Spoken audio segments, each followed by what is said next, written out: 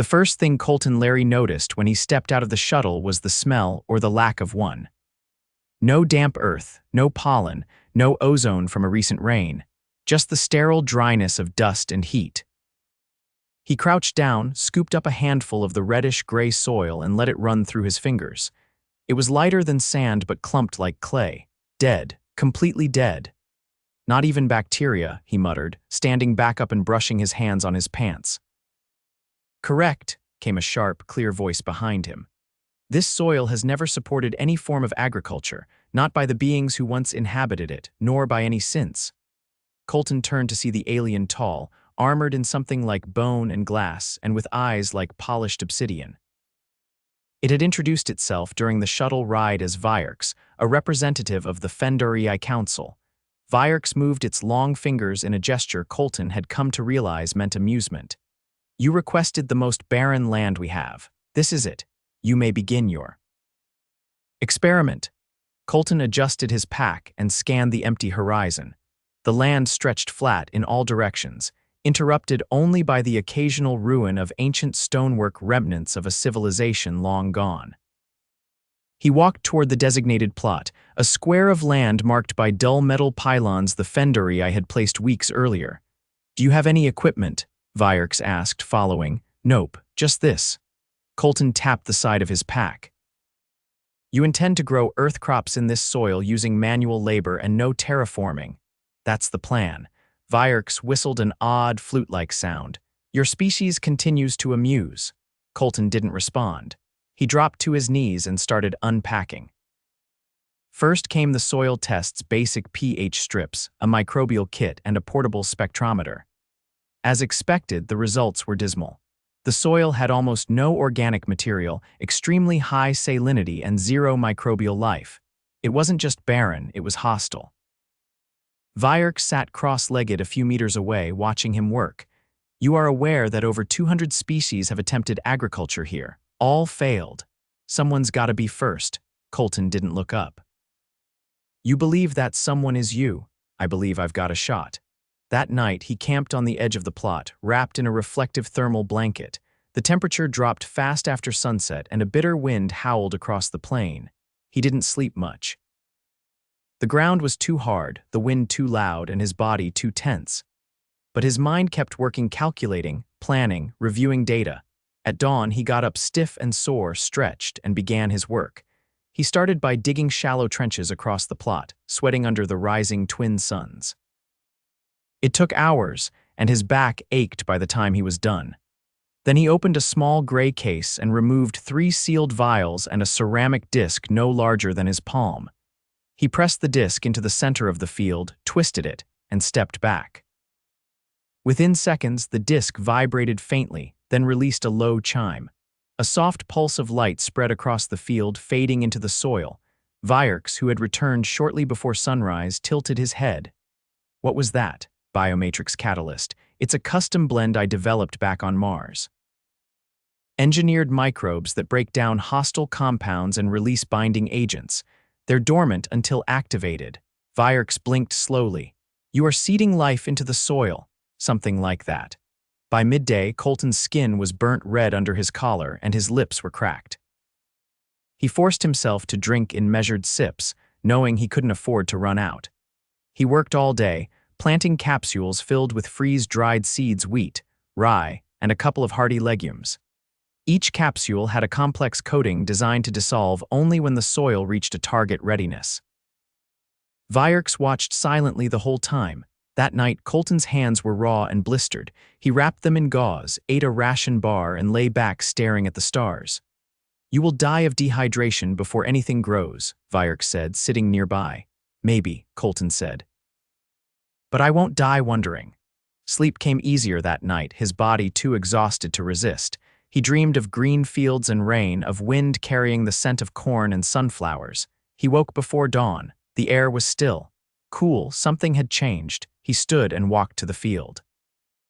The soil was darker, slightly damp. He crouched and touched it. There was warmth, faint but real, and an earthy scent that hadn't been there the day before. He heard a soft rustle behind him. Virks had arrived. You smell it too? Coltan asked. Yes. How? They're working. He spent the next hours monitoring the field. The soil's chemical composition was shifting rapidly. The microbial blend was thriving, breaking down the salts and releasing nutrients. Still, it wasn't enough. Coltan opened his last case. Inside was a single vial of water, barely 50 milliliters.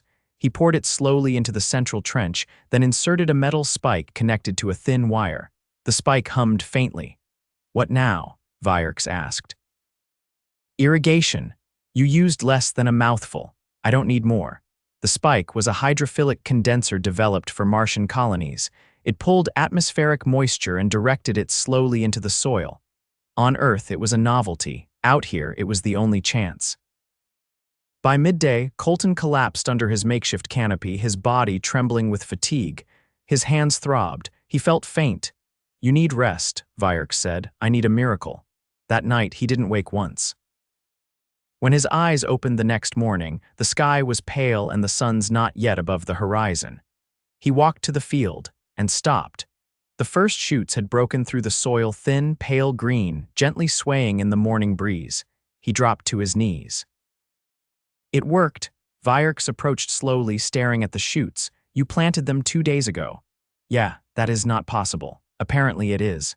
By midday, the shoots had doubled in height. The soil was visibly darker, healthier. The microbial bloom had stabilized. The condenser was pulling in enough moisture to sustain the roots. The plant capsules had activated perfectly. Vyerks knelt beside him. "You truly grew crops in barren soil without terraforming, using only your own materials and labor." Coltan didn't smile. He was too tired. "Yeah. And I'm not done." The next day, the Fendarii council arrived. 6 of them stood in a semicircle around the plot, observing silently. The tallest of them, a figure in a dark robe, stepped forward. "This is the same soil." "Yes," Vyerks said, "unaltered." He used native conditions and self-contained earth tech. One of the council members knelt and touched the soil. "It is warm." Coltan stood at the edge of the field, arms crossed over his chest. "You have achieved what no species has managed in over 6 centuries, the robed figure said. "We believed this land to be permanently infertile." "Guess you were wrong," Coltan said, his voice hoarse. Another member of the council turned to Vyerks. "You said he did this in under 48 hours. He did." There was silence. Then, unexpectedly, one of the council members laughed. A light, musical sound. "He said he would grow crops in barren soil overnight." We laughed, and now here we are. Others joined in, the laughter spreading like wind through dry grass. Coltan didn't laugh. He just sat on the ground, legs stretched out, and looked at the little green shoots swaying in the wind. Vyerks approached him quietly. "You have forced us to reconsider many assumptions." "I wasn't trying to prove anything," Coltan said. "I just wanted to see if it could be done. You have changed this world." Coltan looked up at the alien. "Maybe, but I think the world changed me first." By the 5th day, the green patch had tripled in size. Coltan was sprawled beneath a shade tarp stitched from foil blankets and broken tent poles, chewing on a strip of compressed protein and squinting at the readout on his wrist port. The soil humidity had stabilized, but nutrient output from the microbes was beginning to slow. He tapped a few notes into a small recorder, then rubbed his eyes with the back of a dirt-caked hand. Vyerks stood at the edge of the growing field, his elongated frame motionless except for the slow ripple of his outer membrane. An involuntary movement Coltan had learned meant uncertainty. "You're stalling," Coltan said without looking up. "I am observing." "Same thing.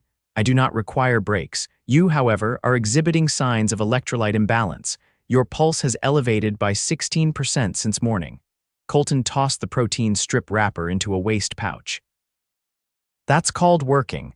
You'd be amazed how fast you sweat when you're digging irrigation channels in a desert with 2 suns." "I am not amazed. I am concerned. Your species is known for ignoring physiological warning signs. That's because if we stopped every time our bodies whined, nothing would get done." Vyerks stepped closer, peering down at the newest growth. The stalks were thicker now, the leaves broader and darker. "You stated this was a proof of concept. Your objective was not to sustain yourself long-term." Coltan leaned back on his elbows. "Plans change. You are aware that the council has begun replicating your microbial compound. Good. That's what it's for. They have also requested several thousand metric tons of Terran topsoil for comparative studies. Coltan laughed once, dry and short. They'll be disappointed. Our dirt only works because we ruined it just right. Vierks tilted his head. Explain. We polluted it, broke it, overfarmed it, poisoned it, then figured out how to bring it back. You can't cheat your way to that kind of resilience. You've got to earn the knowledge by almost losing everything first. For a moment, Vierks said nothing. Then, that is not a comforting philosophy. Wasn't meant to be. Coltan stood, wincing as his knees cracked. I need more water. There is no additional allocation. I know. He walked to the condenser spike and checked the reservoir. But I can ration another half-liter. You are already operating below safe hydration thresholds. I'll manage. Vierks didn't respond. He simply watched as Coltan poured the collected water into a narrow trench, careful not to spill a single drop. The soil absorbed it greedily, as though remembering thirst. Later that evening, just before the twin sunsets, a group of Fendarii juveniles arrived. They circled the edge of the field, whispering in their musical voices and pointing at the stalks. One of them reached out to touch a leaf. Careful, Coltan said. It's fragile. The juvenile pulled back, startled. It's all right, Coltan added. Just try not to snap anything. Vierks observed the exchange. They have never seen a growing plant before, I figured. Would you allow them to assist? Coltan glanced at the group. You willing to dig? The tallest juvenile stepped forward and mimicked Coltan's earlier shovel motion, then made a questioning chirp. Coltan nodded. Yeah, that's the idea. Grab that flat piece of metal. No, not that one, the wider one. Good. Let's make another trench. The next hour passed with the strange rhythm of silent coordination. The juveniles worked with awkward enthusiasm, occasionally stopping to ask questions using translated gestures. Coltan guided them patiently, correcting their grip, showing them how to mound the soil along the sides to prevent collapse. When the last trench was finished, Coltan sat back with a sigh. Not bad for your first try. The juveniles chirped and clapped their clawed hands. One of them offered Coltan a small object, a carved stone pendant with intricate etchings. He hesitated before accepting it. What's this? A token of shared labor, Vierks explained. It is traditional. Coltan held the pendant in his hand, turning it over slowly. Thanks. As the stars began to appear overhead, the juveniles departed, leaving behind a field lined with new trenches and a human who looked more tired than triumphant. You should rest, Vierks said. I will. After I check the roots. Coltan kneeled beside a larger stalk and began gently brushing away the topsoil. The roots were shallow but healthy, spreading outward in search of moisture. He nodded, half to himself. Still think this is a fluke? He asked without looking up. Vierks's voice was quieter than usual. I think I do not understand your species. Coltan sat back. We're not that complicated, we just don't like being told something's impossible. That is not a trait, it is a disposition bordering on pathology. Coltan smiled faintly. You say that like it's a bad thing. Early the next morning, before the first sun had risen, a metallic hum announced the arrival of another Fendarii transport.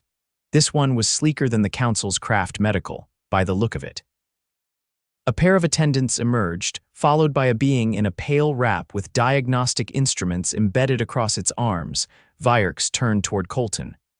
They are here for you. I'm fine. You are not. Your sodium levels are dangerously low, and your neural activity has shown irregular sleep patterns for 4 cycles. Coltan stood slowly. I don't want to leave. They will not remove you. But you must allow a basic session. The medical being approached and extended a scanner toward Coltan's temple. He flinched. I said I'm fine.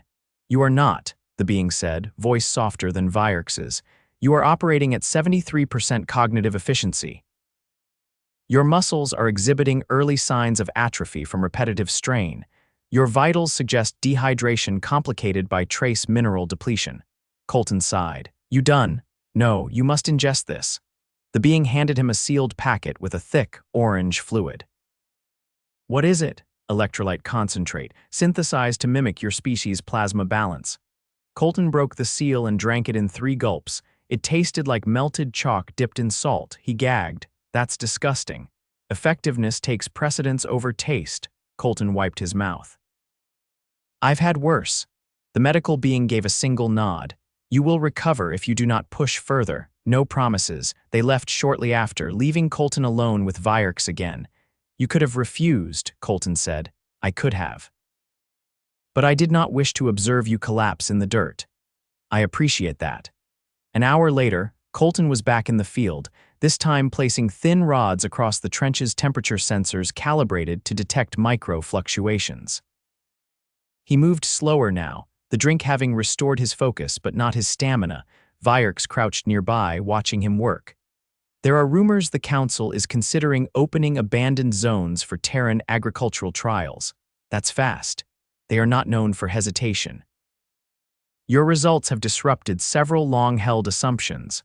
Coltan adjusted a sensor. And what do the locals think? They do not yet have an opinion. Most have never seen anything like this. Good. Let them watch. By midday, more visitors had arrived, not officials, but traders, scholars, even two beings Coltan recognized from the diplomatic outposts. They remained at a distance, murmuring among themselves, pointing at the crops. A few recorded images. No one crossed the boundary.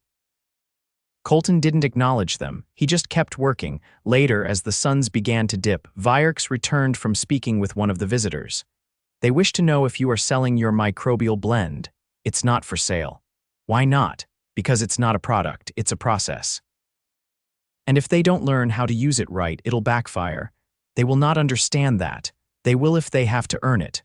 Vierks was silent. Coltan looked out at the field. The plants were swaying gently again, the wind carrying a faint scent, something like grass, but drier, more metallic. It was subtle, but it was there. I used to dream about doing this on Europa, he said. That moon holds no soil. I know. That's why it was a dream. Vierks's gaze lingered on the field. And now I'm dreaming with dirt under my nails. The stars blinked into being overhead, the wind cooled, and the crops whispered softly in the dying light. By the 9th day, the air smelled faintly of chlorophyll. Coltan adjusted the sleeve on his left arm, the skin beneath it pink and peeling from sun exposure that had outpaced the limits of his protective gel. He winced as he crouched beside the second-row legumes, carefully inspecting the root systems under the shade of a makeshift tarp strung between two pylons using salvaged wiring. Each plant was responding differently to the soil, but they were adapting. So was he, though, with significantly more complaining from his joints. You've lost mass, said a voice behind him. Coltan didn't turn around. You always start conversations like that, Vierks. You've visibly atrophied. I estimate 4 kilograms in 9 cycles. 5. I weighed myself before landing. He stood slowly, favoring his right leg. I've been burning more than I'm taking in, but that's temporary. You are approaching levels that could impair cognition.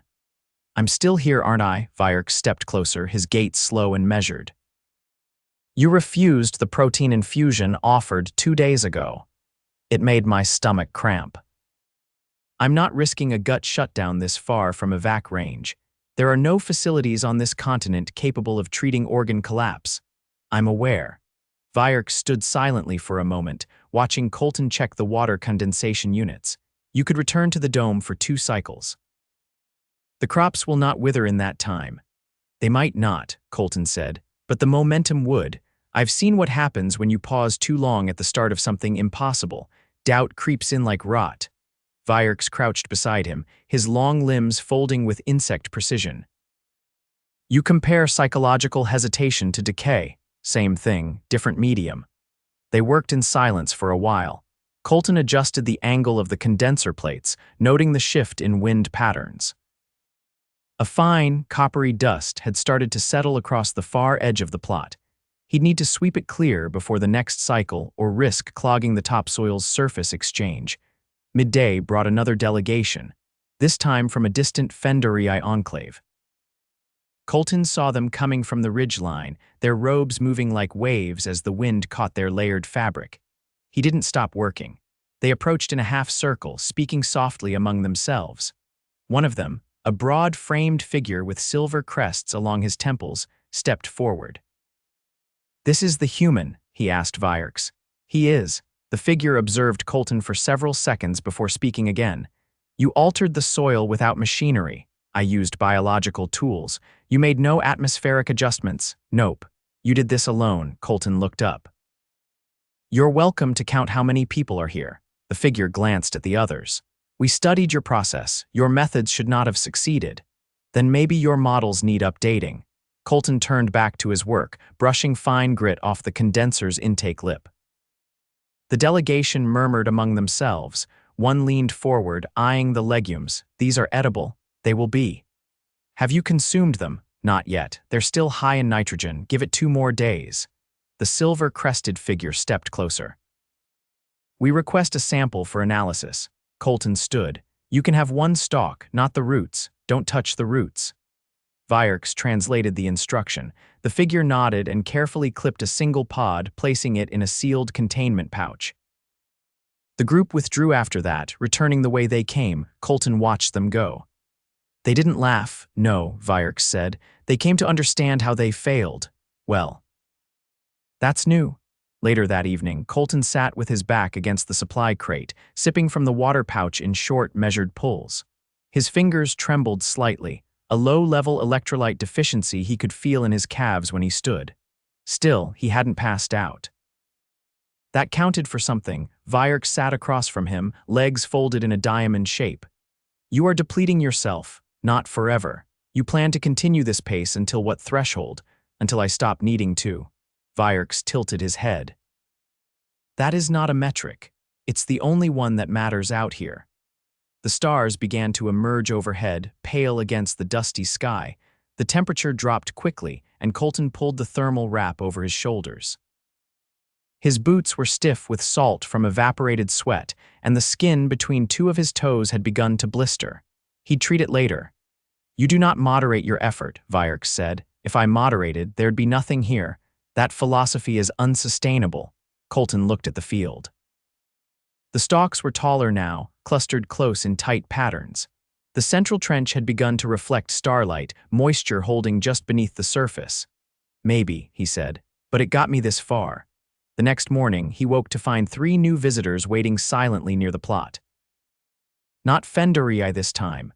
Their suits were layered in composite fibers that shimmered faintly, and their necks were longer than Vierks's. One of them held a scanning disc the size of a dinner plate. Coltan approached slowly, brushing grit from his eyes. You here to study or criticize? The one with the disc stepped forward. Observe, possibly license. License. We represent the Fendarii Cooperative. We wish to replicate your method in controlled trials. Coltan raised a brow. You've never grown anything. We cultivate in artificial environments. True soil growth has eluded us since the collapse. Coltan crouched near the condenser. You'll need the microbial base and the activation sequence. And patience? Your procedure appears overly reliant on instinct. Coltan shrugged. Call it what you want. It works. The Fendarii exchanged glances. We will request a demonstration. Come back in 48 hours. I'll harvest the first viable batch. They left without further comment. That evening, Coltan lay flat beneath the tarp, arms folded behind his head. His stomach growled, but he ignored it. The ration packs were almost gone, and he was down to the less palatable ones, dense bricks that tasted faintly of plastic and regret. Vierks approached carrying a small container. You have not consumed your full nutritional allotment. I know. Vierks set it down beside him. You will lose muscle mass past recovery if this continues. It's temporary. You have said that for 3 cycles. Coltan sat up. I'll eat it, just give me a minute. Vierks didn't move. You are not required to prove anything further. I'm not proving anything. I'm finishing what I started. Vierks's eyes narrowed. Then finish it without dying. Coltan opened the container and took a bite. It was dry, crumbly, and stuck to the roof of his mouth. He forced it down, chased it with a sip of water, and leaned back again. At dawn, he began the harvest. The first stalk bent easily under his grip. He clipped the pods carefully, placing them in a lined container. The legumes had firmed, their outer shell showing the faint mottling of full maturity. He worked methodically, stopping every few rows to stretch his back and sip water. Sweat ran down his face, stinging his eyes. By mid-morning, the container was nearly full. Vierks watched from the edge of the plot. What will you do with them? Cook them. You brought equipment for that. Not exactly. Coltan pulled out a flat heating plate and a collapsible pot. He mixed a small amount of mineral water with the beans and added a pinch of salt from his emergency pack. When the scent rose, earthy and nut-tinged, a small crowd had gathered. Vyark stepped closer. They are watching. They're welcome to. He ladled the beans into 6 small cups, just enough for a taste. He handed one to Vyark. The alien hesitated. It is not toxic, not unless you're allergic to protein and perseverance. Vyark took a sip. His eyes widened slightly. It is. Warm. That's what food is supposed to be. The others tasted theirs. None spoke immediately. Then one of the Fendarii let out a low trill, a sound Coltan hadn't heard before. A ripple of similar sounds followed. Vyark looked around. They are laughing. At what? At themselves. At their assumptions. At the idea that something real could grow from what they considered dead. Coltan sat, stretching his legs out in front of him. That's the thing about dead land. Sometimes it just needs the right reason to come back. Vyark looked at the field. The green spread like a quiet rebellion across the dust. There will be inquiries, requests. I suspect some will wish to hire you. Coltan shook his head. I'm not for hire. Then what will you do? He closed his eyes, feeling the sun on his face. I'll go somewhere else. Find another patch of dead land. See if it wants to live again. Vyark stood beside him, silent for a while. Then, you are not what we expected.